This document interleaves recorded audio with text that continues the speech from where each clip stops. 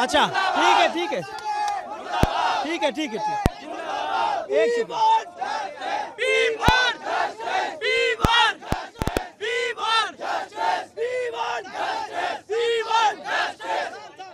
रात के 1 बजने को है, तारीख बदल गई है लेकिन छात्रों का आक्रोश और तेवर बिल्कुल नहीं बदला है। ये दिल्ली का मुखर्जी नगर है, छात्र सड़कों पे बैठे हैं। बगल में दृष्टि आईएएस है जिसके विकास दिव्यकीर्ति ओनर हैं और ये तमाम छात्र इस बात के खिलाफ बैठे हैं जो 3 छात्रों की मौत हुई यूपीएससी की तैयारी करते हुए ओल्ड राजेंद्र नगर में। आप लोग रात में बैठे हो, क्या नाम है आपका? शिवम सिंह। शिवम, क्या मांग है आप लोगों की, क्यों यहाँ प्रोटेस्ट? हमारी मांग है जो 3 छात्रों की डेथ हुई है उस पे उनको मुआवजा मिले, बाकी सेफ्टी का मानक तय हो, जितने बेसमेंट में कोचिंग चल रही है सारी बंद हो और आगे जो भी चले सारे मानक के तहत चले। सेफ्टी मानक सबसे महत्वपूर्ण। ये आप लोग प्रोटेस्ट में ये पोस्टर क्यों, क्या लिख रखा है, जरा बताओ भैया। और सबसे महत्वपूर्ण ये है कि सेफ्टी मानक तय हो और मुआवजा मिले। मुख्य कारण हम लोग का मुआवजा मिले, बस ये मुख्य कारण है। जी जी सर, हम लोगों का बस यही मांग है कि हम लोग 7 बजे से लेकर अभी तक यहाँ पे बैठे हुए हैं प्रोटेस्ट में, लेकिन सर एक भी ना तो टीचर आए हैं हमसे बात करने। फिर उसके बाद 5 घंटे हम लोगों ने प्रोटेस्ट किया, उसके बाद एक एसीपी रैंक का ऑफिसर आके सिर्फ बात करता है, वो डील करने की बात करता है कि मतलब आप लोगों की बातों का हम पूरा निराकरण करेंगे। और सर चल रहा है ये प्रोटेस्ट? ये प्रोटेस्ट तो तब से चल रहा है जब से ये घटना घटी है। मुखर्जी नगर पूरा सपोर्ट कर रहा है, भाई हमारे भी हमारे भाई है, ठीक है। पिछले साल यहाँ भी घटना घटी थी, हमने पिछले बार भी प्रोटेस्ट करा था और बहुत अच्छे लेवल पर प्रोटेस्ट करा था। एमसीडी एक्टिव हुई थी लेकिन उसने फिर 2-4 दिन एक्टिव रही, फिर उसी तरह से उसने वही अपना धरना अपनाना शुरू कर दिया। तो हमारी इस तरह से मांग है, इस बार प्रोटेस्ट हो रहा है। हमारे वहाँ 3 भाई बहन जो बेचारे हमको छोड़कर चले गए, इस बात का हमें बहुत दुख है। और उससे पहला एक भाई हमारा मेंस लिखने जा रहा था, जिससे करंट के नितेश भाई हमारा, जिसे करंट लगने से उसकी मृत्यु हो गई।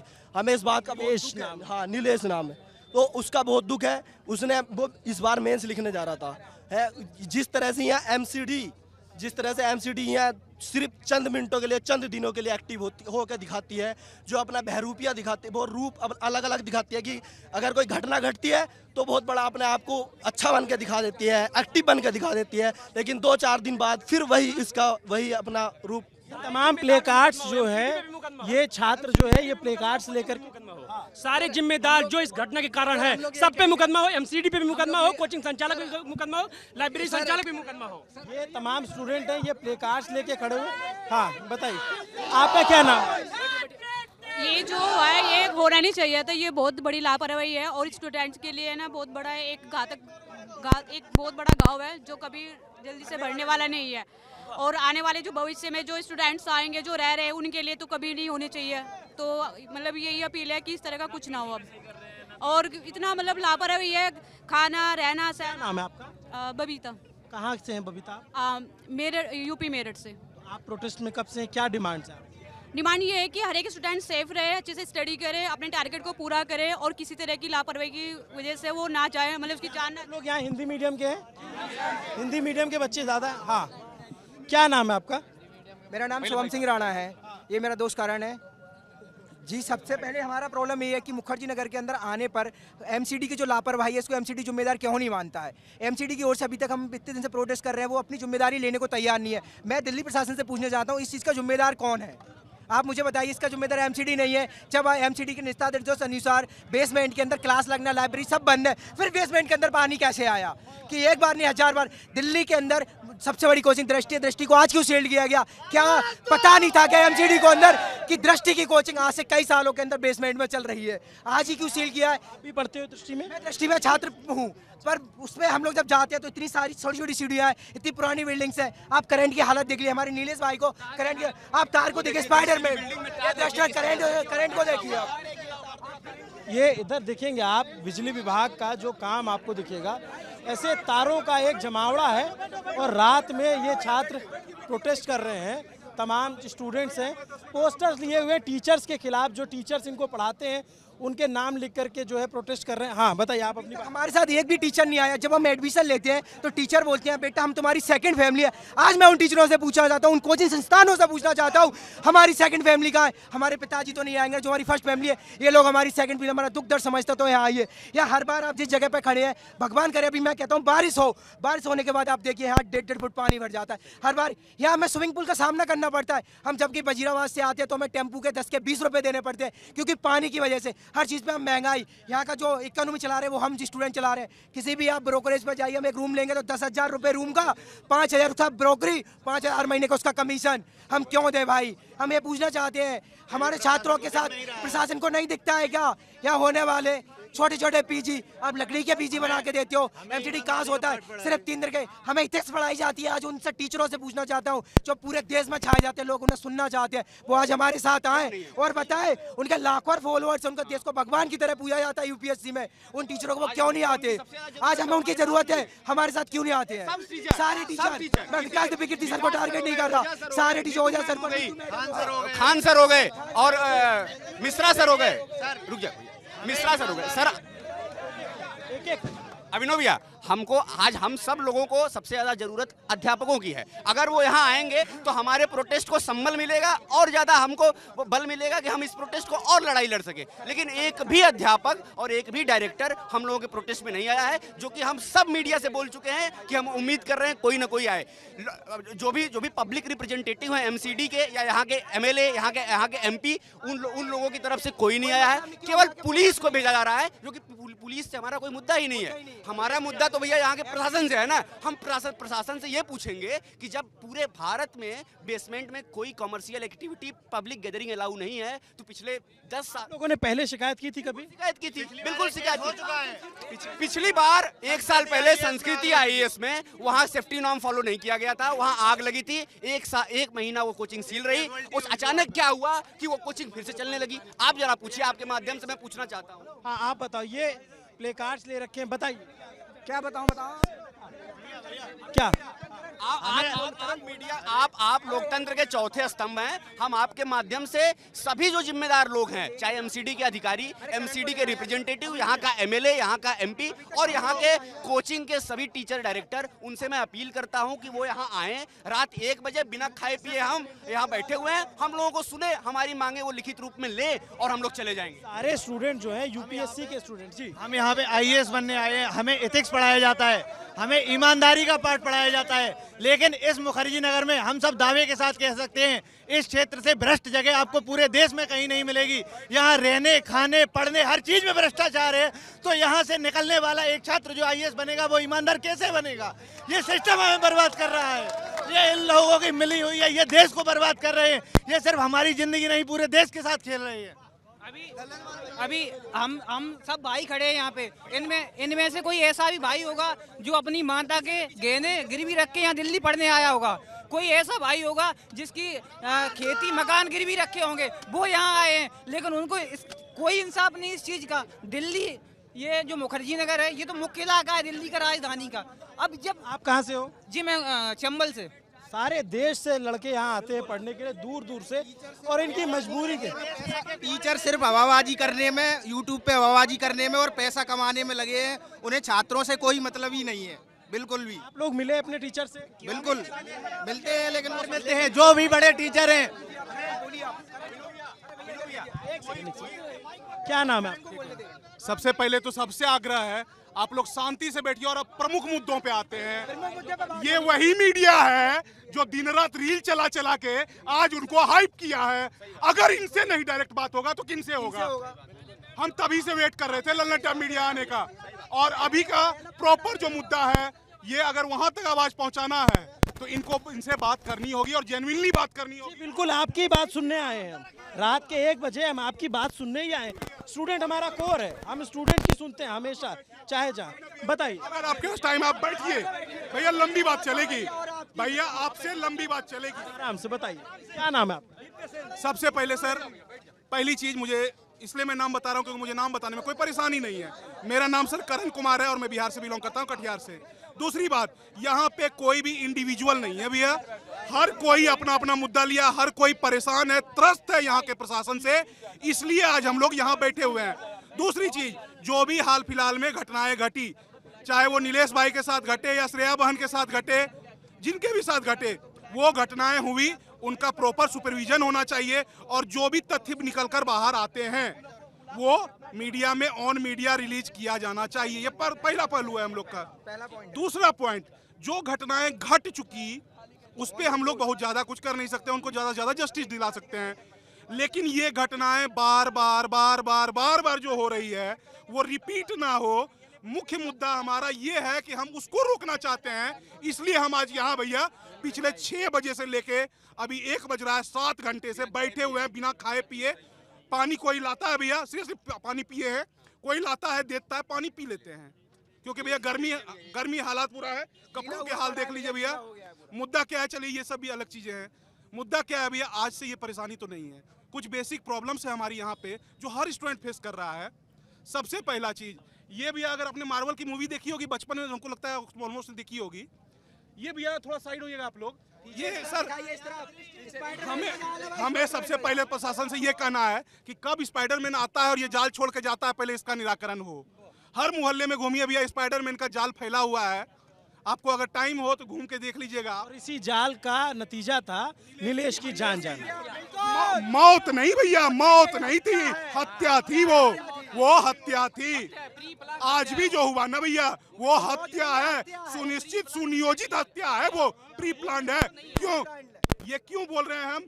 क्योंकि आपने जो उचित एक्शन है, दिन रात दिख रहा है यार भाई, दिन रात देख रहा है, हाल बुरा है, आज होगा कल होगा। वेट किया प्रशासन ने, कब मरे लोग, कब हमारे भाई बहन मरे और कब उस पे एक्शन हो, ये वेट। एक चीज आप लोग कभी नोटिस करते हो, आज आप लोग प्रोटेस्ट कर रहे हो ऑफिसर बनने के लिए, आईएएस आईपीएस, बहुत सारे आईएएस आईपीएस यहीं से पढ़ के बन के गए, और जब फिल्म बनती है तो वो नॉस्टैल्जिया फील करते हैं कि हम उस गलियों से निकले हैं। जब उनसे पूछा जाता है तो बोले कि हम तो छोटे कमरे में रहते थे। उन्हीं में से लोग चुन के यहाँ अफसर बनते हैं, उन्हीं के बैचमेट्स यहाँ पोस्ट होते हैं। कभी कोई कार्रवाई करते हैं, लोग आते हैं आप लोग से मिलने, जब वो सेलेक्ट हो जाते हैं, यहाँ पे किसी की पोस्टिंग होती है, तो कभी आप लोग के बीच आता है कोई हाल जानने के लिए कि ये कोई नहीं आया भैया। और सबसे पहला चीज लोगों ने मूवीज में कहा, सर ने भी कहा, मनोज सर ने भी कहा कि इस प्रकार के कमरे में मैं काफी दुखद जीवन व्यतीत करता था आज से 10 साल 12 साल पहले। आप जब आज आए सर, आपके पास वैसा कमरा आज भी अवेलेबल था दिखाने के लिए कि देखिए इसी टाइप के कमरे में मैं रहता था। आपको शर्म नहीं आई वो बोलते हुए? आपसे एक्सपेक्टेशन नहीं रखेंगे तो हम किससे रखेंगे? आप हमारे दुख दर्द को समझ रहे हैं, आपने हमारे हालात जो चीज हम लोग झेल रहे हैं ना भैया, वो झेल के गए हैं, और यहाँ से निकलने के बाद अगर आप उसका सॉल्यूशन के बारे में बात नहीं कीजिएगा तो कौन करेगा भैया? अब देखिए भैया, कुछ है, चलिए ये चीजें बाहरी फालतू की चीजें हैं। मुद्दे जो हैं भैया हमारे, जो हम लोग जिसलिए बैठे हैं, सबसे पहला चीज, जो भी इंस्टीट्यूट में बच्चे एडमिशन लेते हैं, इतना हैवी फीस देके उसका भैया एक प्रॉपर फीस होती है आप लोग की 3 लाख रुपए, 18% जीएसटी भरते हैं, 18%। शिक्षा पे जीएसटी लगना नहीं चाहिए। किसी देश का विकास होना तो शिक्षा पे जीएसटी लगना चाहिए, नहीं लगना चाहिए। अरे टीचर को बच्चे के प्रति कोई सिंपैथी नहीं है, बस भाई वन बाय वन एक एक करके करके पॉइंट भी बोलते हैं। सबसे क्या लिखा हुआ है?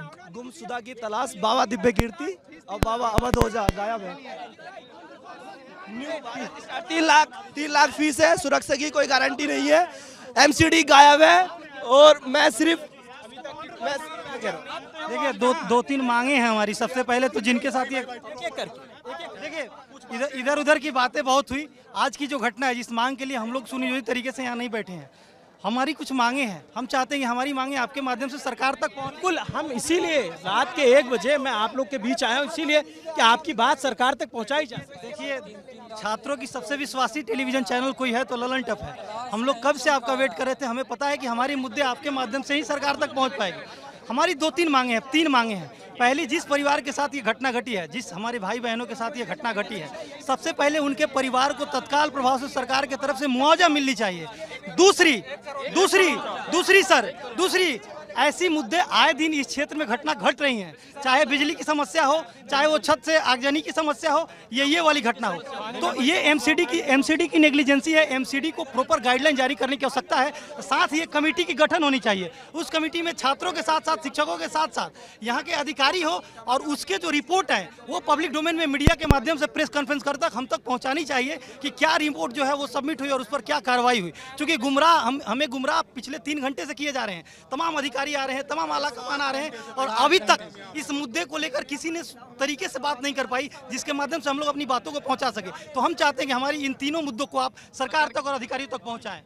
जो आप बताओ, वहाँ पे जो थोड़ा गैप बना देंगे तो हमारे टीम पीछे जो वहाँ जो घटना घटी है, उसमें जो लाइब्रेरी में जो घटना घटी है जहाँ पानी भरा था, उसके हमें सीसीटीवी फुटेज चाहिए।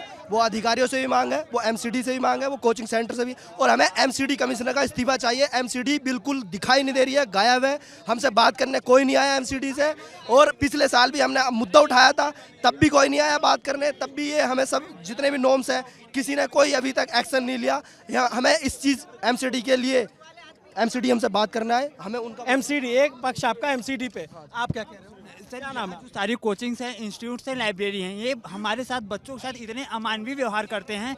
यहाँ जो लैंडलॉर्ड हैं, अगर 1 तारीख को उनका रेंट नहीं पहुँचता है तो वो अजीब से व्यवहार करते हैं। और उसके बाद जो कोचिंग्स हैं, लाइब्रेरी हैं, सबके साथ हैं। यही हमारे सामने कोचिंग है। हमारे सर डॉक्टर विकास दीपी कीर्ति कहते हैं कि आई एम विद यू, मैं हमेशा बच्चों के साथ हूँ। लेकिन 4 घंटे से बच्चे 6 घंटे से बड़े भैया बैठे हुए हैं। क्या डॉक्टर साहब को इतनी फुर्सत नहीं है? सबसे बड़ी बात, सांत्वना के लिए भी आप देखो, सब सम्मान करते हैं विकास दिव्य कीर्ति सर का, ना तो विकास दिव्य कीर्ति सर और ना ही अभय ओझा सर ने एक सिंगल ट्वीट संवेदना प्रति जताने के लिए भी नहीं आया उनका। ये सब पोस्टर आप लोगों ने इसीलिए सारे टीचर्स के नाम लिख रखे हैं। बिल्कुल, जिस तरह से वे मोटिवेट करते हैं, उनको साथ में भी आना चाहिए बच्चों के। अगर वो बच्चों को मोटिवेशनल के नाम पे एक सेकंड अगर वो बच्चों को सिलेक्टेड कैंडिडेट को अपना बता सकते हैं, तो अगर इस घटना में भी वो अपने हमारे साथ दिखाई दे सकते हैं। एक बात भी करना चाहते हैं, आपके पत्रकारिता बहुत स्पष्ट है, लेकिन एक बात ये भी कहना चाहते हैं कि आप स्टूडियो में बुला करके छोटी सी बिल्कुल करेंगे, हम बिल्कुल करेंगे। हम इसीलिए हम कोशिश करेंगे। अभिनव भैया, मैं आपको बहुत दिन से फॉलो कर रहा हूँ, रोज हम ग्राउंड चीजों को हमेशा उठाते हैं। आप क्या कह रहे हैं? देखो कि सबसे बड़ा मुद्दा जो अभी है सेफ्टी का है। मैं ये कहना चाह रहा हूँ कि जो माता पिता अपने बेटे और बेटी को पाल पोस के बड़ा करता है, पढ़ाता लिखाता है, फिर IAS IPS का सपना देखता है और उसका साकार करने के लिए यहाँ भेजता है, और वो उसके पास में उसकी डेड बॉडी जाए, पार्थिव शरीर जाए, तो कैसा लगेगा? हर दिन घर से पिताजी का माताजी का फोन आता है। हमारी 3 ही मांगे हैं। पहली ये कि ये जो घटना घटित हुई है उसका डेटा पूरा रिलीज किया जाए पब्लिक डोमेन में, और उसको कंपनसेशन मिलना चाहिए। दूसरी बात ये, इस घटना में जो जिम्मेदार लोग हैं, खास करके जो एमसीडी का नाम बोला जा रहा है, उसके ऊपर कार्रवाई हो और उसका प्रशासन हमसे मिलने आए, हम उससे बात शांतिपूर्वक उससे बात। और तीसरी ये कि जिसके पास हम पढ़ रहे हैं, जिसको छोड़ दो, मैं पूछ रहा हूँ। हाँ, जिसके पास हम, मेरे भाई मुझे तो बैठ जाने दो ठीक से। जिसके पास हम पढ़ाई कर रहे हैं, वो सारे गुरु के समान हम मानते हैं, वो हमसे मिलने आए। और तीसरी आपसे अपेक्षा ये है कि आप सुबह दिन का उजाला हो तब आए, और दिन के उजाले में पूरा एरिया का हम आपको शेयर कराएंगे, और यहाँ की पूरी समस्या रही आपको लाइव दिखा, शब्दों से नहीं। हम आपसे ये उम्मीद करते हैं कि जितनी बातें यहाँ हो रही हैं, उतनी बातें सेम टू सेम हमें दिखाई। अब तक कभी ऐसा हुआ है लल्लन टॉप पे कुछ कट पिट के क्या हो? एकमात्र ऐसे पत्रकार हैं जिनको बाई नेम हम लोग जानते हैं। आपको आप लोग बिल्कुल निश्चिंत रहिए, जो आप बोलेंगे सब जाएगा। लल्लन टॉप से गुजारिश करते हैं कि आज की जो आप निश्चिंत रहो, लल्लन टॉप पे कुछ कटता ही नहीं यहाँ पे। चाह रहा हूँ कि आज बेसमेंट का मुद्दा याद आ रहा है सबको। सब आते न्यूज वाले सबसे पहले पूछ रहे हैं बेसमेंट में कितनी कोचिंग चल रही है, बेसमेंट में कितनी लाइब्रेरी चल रही है। इससे पहले 1 साल पहले 4थे मंजिल पे बेसमेंट में कांड नहीं होता, 4थे मंजिल पे अग्निकांड हुआ था, ठीक है। और उस वहाँ लड़के वहाँ बहुत भयंकर तरीके से घायल हुए। आप तो आराम को सब कूद के बेसमेंट में बंद कर दिया। आज मुद्दा क्या लिया है कि भाई बेसमेंट हुआ। अब क्या होगा कि वहाँ एक बात बताओ, मैं ये जानना चाहता हूँ, जैसे एक आपने बताया वो आग लग गई, बेसमेंट पे हुआ, हाँ, आप आ रहा हूँ, आप बताओ। आपके पास आ रहा हूँ। और ऐसी क्या चीजें हैं जो यहाँ ठीक होनी चाहिए, वरना हादसा हो जाएगा कोई बड़ा। वही चीज पॉइंट में बता रहा था जो बीच में। सबसे पहले भैया जो मर गए हैं, जिनकी हत्या हुई है भैया, उनका एक एग्जैक्ट डेटा हमें चाहिए। हमें मींस ऑन मीडिया आपके सामने आना। 3 संख्या बताइए, वो आप पे नहीं भरोसा? बिल्कुल गलत है भैया। दूसरा ये पहलू हुआ, उनके साथ प्रॉपर जस्टिस हो, ये पहला पहलू हुआ भैया। ये हमारे मुद्दों का पहला पहलू। दूसरा चीज जो भैया आगे आने वाले आगामी भविष्य में इस प्रकार की घटनाएं ना हो, उसके लिए जो चीजें अपनानी चाहिए, ये जो हमारी बेसिक परेशानियां हैं, जो हम यहाँ रह रहे हैं, जिस तरह की चीजें हम लोग यहाँ फेस कर रहे हैं, वो भैया कुछ 8-10 मुद्दे हैं, वो मैं आपको बताना चाहता हूँ।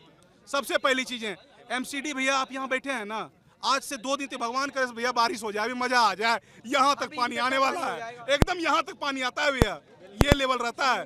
तो उसके लिए सर एमसीडी को जो है जल्द से जल्द इस पे कार्रवाई करनी चाहिए, साफ सफाई हो। कारण है भैया ना, हम लोग एक बहुत बड़े इकोनॉमी का भाग पे कर रहे हैं भैया, अच्छा फीस दे रहे हैं, 18% जीएसटी है, हर इंस्टीट्यूट का घर, हमारे ये बड़े बड़े महल जो बन रहे हैं भैया, ये आलीशान बंगले हमारे पैसों के हैं, कोई कहीं से नहीं लाया, ये हमारे पैसों से बने हैं। तो एटलीस्ट भैया आप ना यहाँ से 1-1.5 किलोमीटर, आप तो भैया पूरा दिल्ली जान रहे हो, 1-1.5 किलोमीटर बढ़ो ना भैया, जो रेसिडेंशियल कॉलोनी है, जो यहाँ के वोटर्स हैं, उनका कॉलोनी देखो भैया, और हमारे हालात देखो। आप भैया नेहरू बिहार और वजीराबाद जाओगे ना भैया, लड़के, इनका ये कहने का मतलब है कि ये वोटर नहीं है तो इनको क्या सुविधाएं नहीं मिलेंगी। मुद्दा ये में करके उस पर लंबा हम चलेगा भैया, वो चीज हुआ। उसके बाद भी हालात, आप खिड़की से हाथ निकालोगे ना सर, पूरा मुखर्जी नगर सर आज हमारे चक्कर में चल रहा है, हम यहाँ पे कर रहे हैं। हमारा पहला मांग बता रहे हैं भैया, आप सीधा हमारी मांग है, जो भी इंस्टीट्यूट में जो भी स्टूडेंट एडमिशन लेता है, उसको प्रॉपर इंश्योरेंस मिलना चाहिए। यार आपके साथी हैं, आप लोग की समस्या बता रहे हैं, सुन लो, सबकी बात सुनेंगे यार, आपके पास भी आ जाएंगे, सबके पास आ जाएंगे। भैया जो भी हमारे इंस्टीट्यूट में जितने भी बच्चे एडमिशन लेते हैं, सबसे पहले उन्हें एक प्रॉपर इंश्योरेंस, 2 तरह का इंश्योरेंस, एक सेफ्टी इंश्योरेंस, दूसरी हेल्थ इंश्योरेंस। किसी भी प्रकार की कोई आकस्मिक घटना होती है, ये मौत का इंतजार ना हो, जो घायल हुए उन पे भी उचित कार्रवाई हो और उनको एक प्रॉपर सहायता मिले, मेडिकल सहायता मिले, आर्थिक सहायता मिले, हर तरह से सहायता हो। एक पहला डिमांड हमारा ये है। दूसरा, ये जितने भी मकड़ी के जाले दिख रहे हैं ना भैया, इनको अंडरग्राउंड किया जाए, जो एमसीडी के नाले हैं उनकी मरम्मत कराई जाए, उनको सही सीवेज का व्यवस्था प्रॉपर किया जाए। तीसरा जो रूम रेंट माफिया है, यहाँ पे ब्रोकर माफिया है भैया, जानते हैं भैया, 2 BHK रूम का 25,000 रुपए, 25,000 जिसके अंदर 50% ब्रोकरी, 50% अपना चाहिए, 20,000 महीने में देना पड़ता है। 25 आप लोग को भी ऐसे देना पड़ता है? नहीं, हमारा पीजी का ठीक है, हमारे पीजी में कोई दिक्कत नहीं है अभी। पीजी में रहते हैं? हाँ जी। यहाँ पे एक ब्रोकर माफिया है, थाने से लेके इंस्टीट्यूट हर चीज। और बाकी एक सेकंड, थोड़ा पीछे हो जाओ, थोड़ा और लोगों से बात करें। इधर आओ। आप लोगों का क्या कहना है? हमने जो मुद्दे उठा, बच्चों के प्रति टीचर का या यहाँ पर ऑनर हो, बच्चे के प्रति टीचर हो या ऑनर हो, उनको कोई संपत्ति नहीं है कि मतलब बच्चा यहाँ पर आता है, उनको पैसे चाहिए, 2 से पैसे मांगते हैं, वही आज हमारे साथ नहीं खड़ा है। जो क्या सीलिंग ये हमेशा के लिए होगी कि 1 हफ्ते बाद जब माहौल ठंडा हो जाएगा तो फिर उसको खोल दिया जाएगा। जैसे यहाँ पे इसमें जब आग लगी थी तो ऐसा बोला गया था कि इस बिल्डिंग को सील कर दिया जाएगा, लेकिन 2 महीने 3 महीने बाद फिर देखने को मिल रहा है, फिर उसमें क्लासेस चालू शुरू हो गई हैं। क्या दृष्टि जैसे मोरबी गुजरात में हुआ था, पुल टूटा था ना, ये बच्चे नेहरू बिहार का जो पुल है ना, उससे जब कोचिंग छूटते हैं बच्चे, इतना दूर है यहाँ से। आपसे गुजारिश रहेगी अभी ना भैया, आपसे गुजारिश रहेगी, नेहरू बिहार आप जाइए, एक रिपोर्टिंग करिए वहाँ पे, जिस तरह से वहाँ की बिल्डिंग पक्का दिखाएंगे, सुबह के टाइम पे दिखेगा, पक्का दिखाएंगे। अगला मोरबी 2 होने की संभावना है भैया। यहाँ पे जब कोचिंग छूटती है तो 300 बच्चे एक ही बार निकलते हैं उस पुल से, और जो जर्जर हो चुकी है, जो अगला घटना होने की संभावना वही है। अब आग देख लिए, पानी देख लिए, लाइट देख लिए, अब टूटने वाला बिल्डिंग देखेंगे, वो पुल देखेंगे। अब हम सिर्फ हंगामा खड़ा करना मेरा मकसद नहीं, मेरी कोशिश है कि ये सूरत बदलनी चाहिए। वहाँ पे देखें, जैसे कि पिछली बार आग लगी थी, वहाँ भी दिया गया था, लेकिन कोई कार्रवाई नहीं हुई, फिर स्टार्ट हो गया था,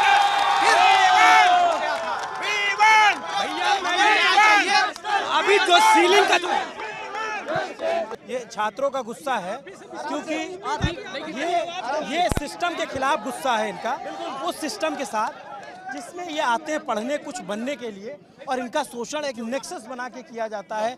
कोचिंग फीस के नाम पे, रूम रेंट के नाम पे, लाइब्रेरीज के नाम पे, खाने के नाम पे, ब्रोकर्स के नाम पे, और सुविधाएं आप देखेंगे तो हृदय होगा वो कांप जाएगा कि ऐसे हमारे बच्चे ऐसी जगहों पे जाके रहते हैं। ये सब उतने संभ्रांत परिवार से नहीं आते, बिल्कुल सामान्य घर से आते हैं। बस इनकी दिक्कत ये है कि इन्होंने एक सपना देख रखा है आईएएस बनने का, आईपीएस बनने का। तो ये कब तक ये इस तरीके से इंतजार किया जाएगा कि हादसे हो। अब एक हादसा हुआ, जब भी फायर आग लगती है तो फायर के एनओसी खोजी जाने लग जाती है। जब बेसमेंट में हादसा हो जाता है तो सरकार बेसमेंट खोजे जाते हैं। जो लाइब्रेरीज हैं वो पोस्टर फाड़ के वो गायब हो जाते हैं, ताला लगा दिया जाता है। जो ऊपर की लाइब्रेरीज हैं वो अपना किराया बढ़ा लेती हैं क्योंकि उनको आपदा में अवसर करना है। अब ये छात्र गुस्सा होकर के, आक्रोशित होकर सरकार सिस्टम के खिलाफ सड़क पे ना आए तो इनके पास क्या विकल्प बचता है। ये रात के 1 बजे है, पसीने से तरबतर हैं सारे छात्र। ये मुखर्जी नगर है, इससे पहले हम ओल्ड राजेंद्र नगर में थे, वहाँ सैकड़ों की संख्या में छात्र बैठे हुए हैं। और ये कोई बुलाई हुई भीड़ नहीं है, ये स्वतः स्फूर्त आंदोलन है जो छात्र अपने से आए हैं। ये सब पढ़ने लिखने वाले छात्र हैं जिनको परीक्षा देना है, थोड़ी देर बाद प्री आएगा, मेंस आएगा, और इनके पास समय नहीं होता है। ये अपनी पढ़ाई में बिजी रहते हैं, लेकिन शायद ये डरे हुए हैं कि जो हादसा नीलेश के साथ हुआ, जो श्रेया के साथ हुआ, कल को किसी और के साथ ना हो। ये रात के 1 बजे हम लोग यहाँ हैं और ये सारे स्टूडेंट प्रोटेस्ट कर रहे हैं।